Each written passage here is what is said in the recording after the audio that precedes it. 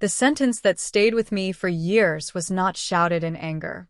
It was whispered so softly I almost believed I had imagined it.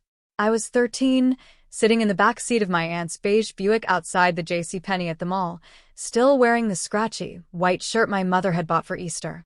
My cousin Dean had come back to the car before everyone else because he had forgotten his wallet, and he found me holding a lipstick I had slipped from the cosmetics counter into my pocket and then, overcome with guilt, taken back out again just to look at it one more time before returning it.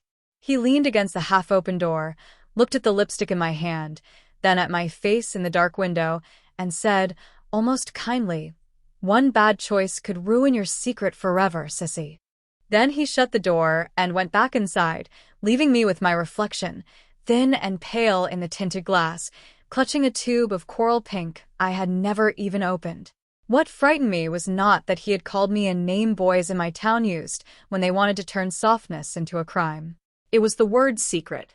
Until that moment, I had not understood that what I carried inside me could be seen from the outside, could gather shape in other people's minds without my permission. I had believed, with the desperate logic of children, that if I never said the thing out loud, then it remained vapor, something between a preference and a daydream. Dean's whisper made it feel solid. Worse, it made it feel fragile, as if one wrong movement of the hand could shatter the thin shell I had built around myself and expose something unfinished, something I did not yet have the language to defend. I can still tell you the smell of that car, warm vinyl and the peppermint my aunt kept in the cup holder, because the body remembers humiliation with embarrassing fidelity. I remember pushing the lipstick so hard into my palm that the ridged cap left a pattern in my skin. I remember my first thought was not "I am caught," but "I am real." That was what I misunderstood at 13. I thought danger and truth were the same thing. It took me years to learn they sometimes arrive together, but they are not the same. Long before that parking lot, before the word secret turned my private weather into a forecast I could fear, there had been small imbalances in me that no one knew what to do with. When I was 6, I loved being in my grandmother's laundry room more than any other place in her house.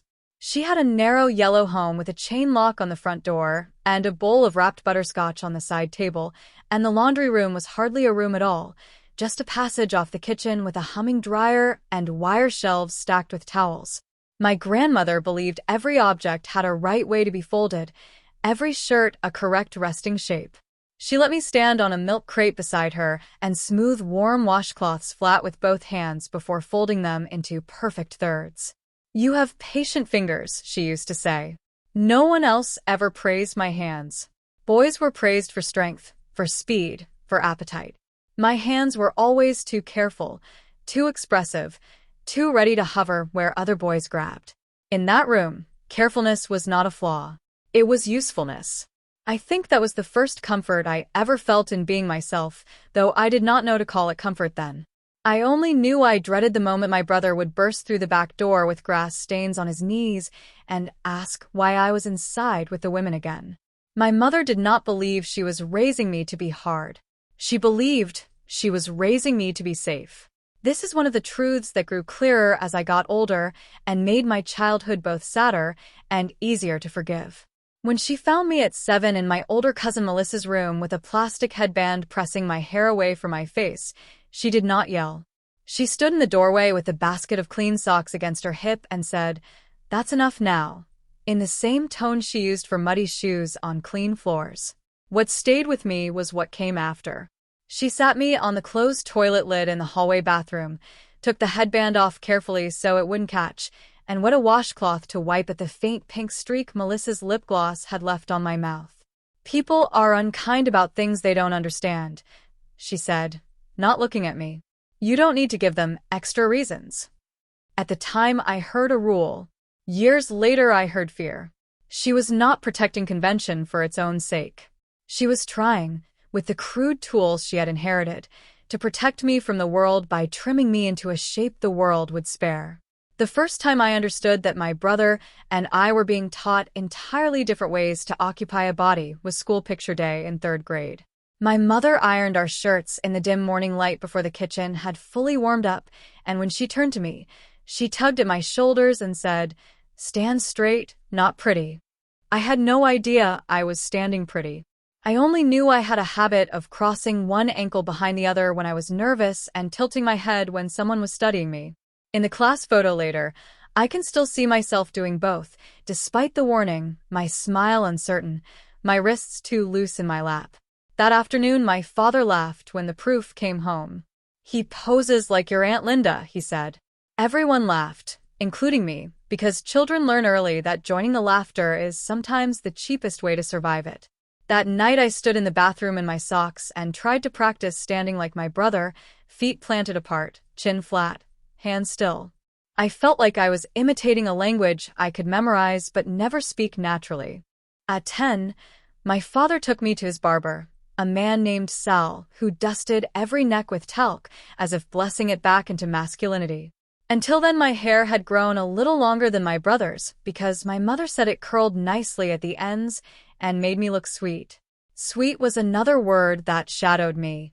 Innocent on the surface, incriminating underneath. At the barbershop, Sal turned the chair toward the mirror and asked my father, "How are we doing this young man today?" My father said, "Short."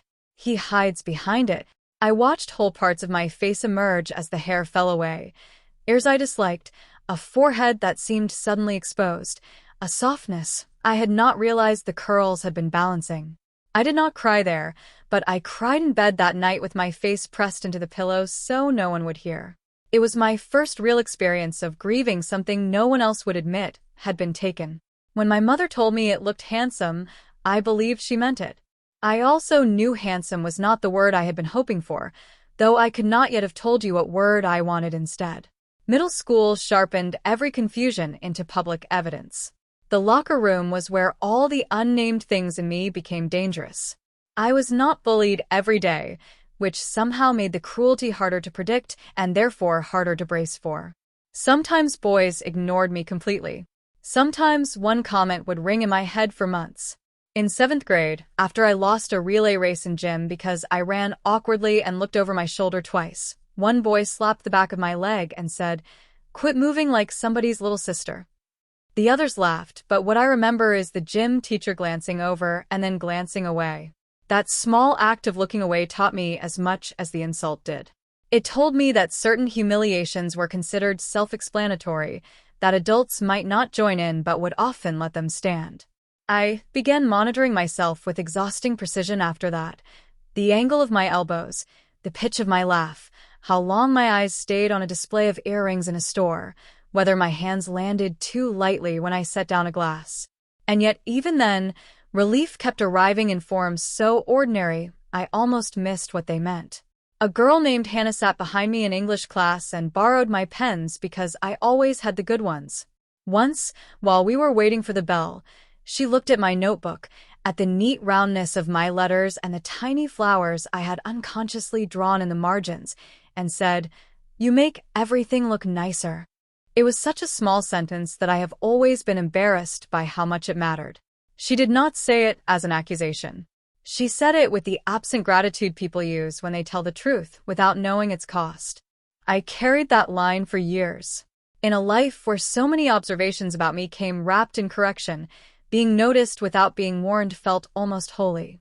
By 14, I had become talented at denial in ways that looked like discipline. I joined the track team because it gave my father something to brag about at church, and because exhaustion dulled self-consciousness for an hour or two. I lowered my voice on purpose. I learned to laugh at jokes before anyone could wonder whether I was the joke. For a while, I mistook this performance for growth. Adults praised me for coming out of my shell, and I did not have the heart to tell them the shell had simply been painted to look like skin. That same year, at Christmas, my cousin slept all over my grandmother's house on pallets made from quilts and old couch cushions. Near midnight, I woke thirsty and found my cousin Rachel in the kitchen tying her hair up with a red ribbon before washing her face. "Can you do mine?" she asked suddenly, holding out the ribbon. I froze, then tied it for her in the mirror with a care I did not know how to hide. "See," she said, catching my expression. "You're better at this than any of them." She meant the boys. She might as well have meant the whole world.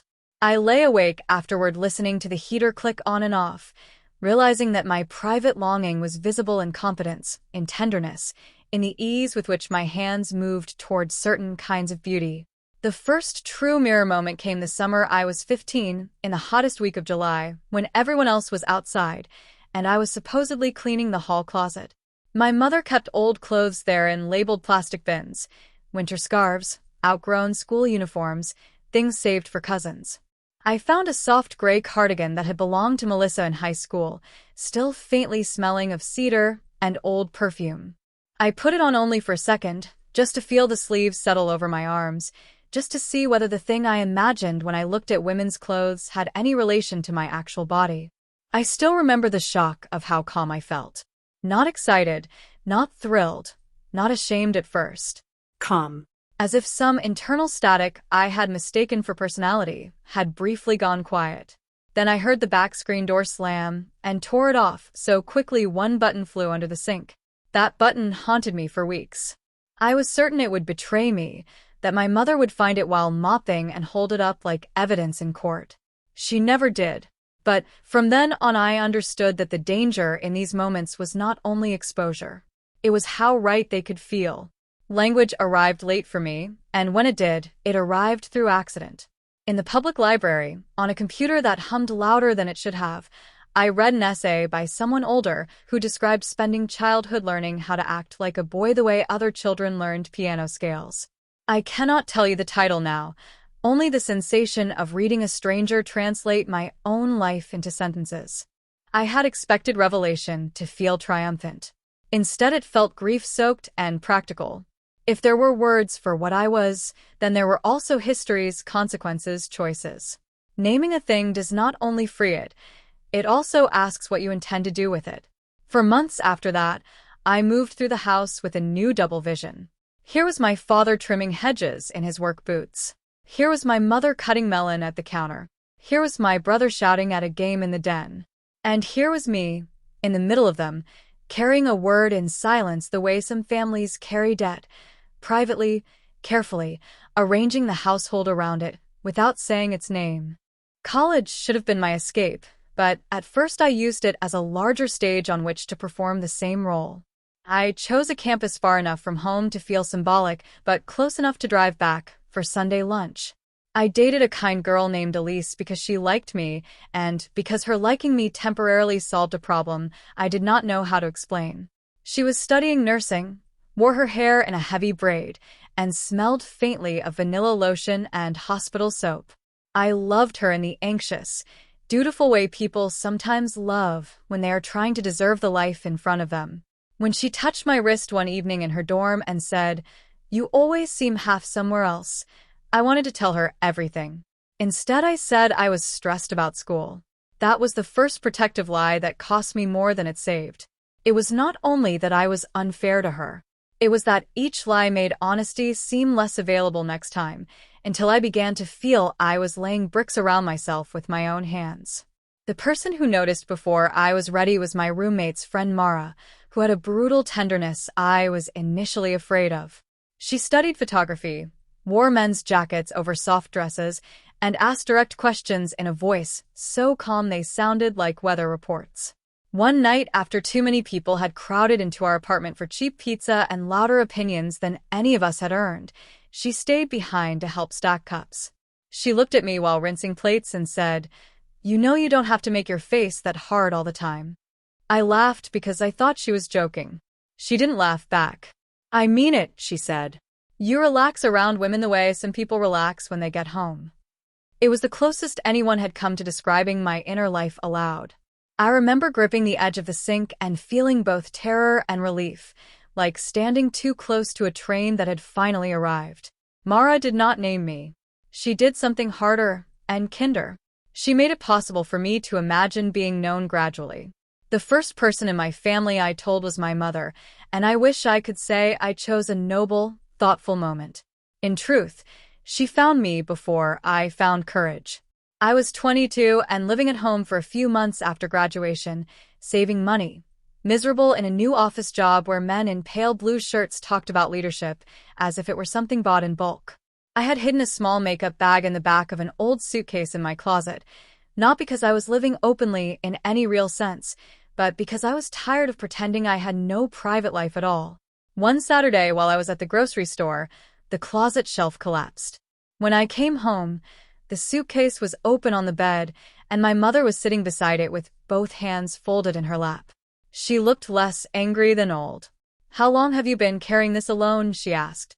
Of all the possibilities I had rehearsed, compassion was the one I had not prepared for.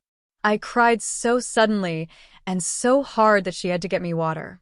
She cried too, but differently, quietly, the way people cry when two truths are breaking their hearts at once, that their child has suffered and that they cannot keep suffering away. My father took longer. His first response was silence, which in our house had always been more frightening than shouting. He did not speak to me directly about it for nearly 3 weeks, though he asked my mother in my hearing whether I was going through something, as if I were a storm front passing over the property. Then one evening he asked me to help him move bags of mulch from the truck. We worked in the driveway with the smell of dirt rising warm around us, and when we had finished, he sat on the tailgate and said, without looking at me, "I don't understand this life." I said, "I know." He rubbed his hands together and added, "But I know what it cost you to tell us." It was not acceptance in the triumphant sense. There were no speeches, no instant vocabulary, no miraculous ease. But it was the first time my father acknowledged my truth as something real enough to have a cost. That mattered. Love in families like mine often arrived wearing work clothes instead of eloquence. My brother surprised me most.